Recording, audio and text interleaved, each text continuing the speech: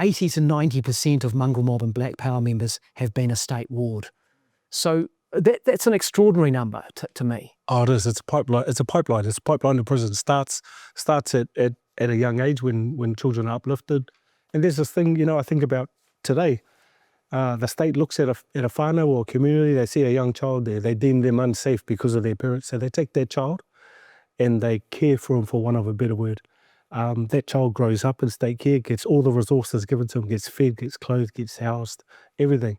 And then gets to an age where they leave state care. They inevitably go back to that same whānau where no mahi has been done, and then they have a kid. And then state goes, oh my gosh, look, another unsafe kid.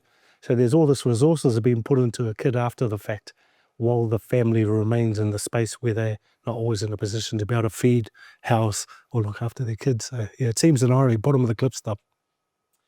You talked about some of the supportive elements of gangs and why people might come into them, and we talked a little bit about Areitu Harris, who was a pretty political figure, wasn't he? I mean, I think he stood for mana motahaki at one point. I mean, he was quite into the politics of this.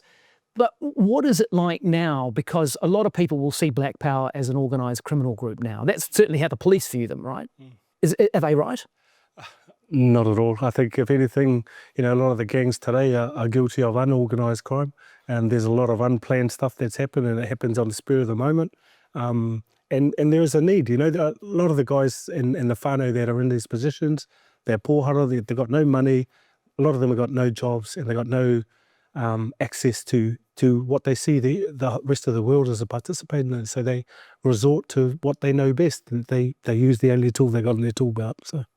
And what is that violence, and is it selling drugs?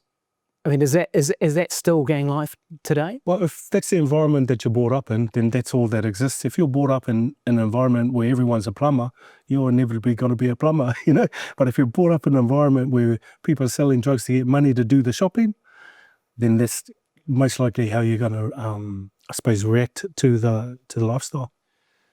You must see a lot of young people who are sort of teetering on that life and whether to go down that path. What do you say to them?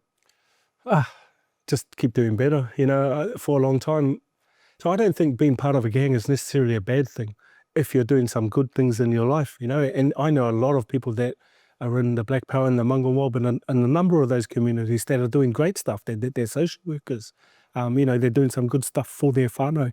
But good news doesn't make the news, and so it's the minute they do something wrong, front page.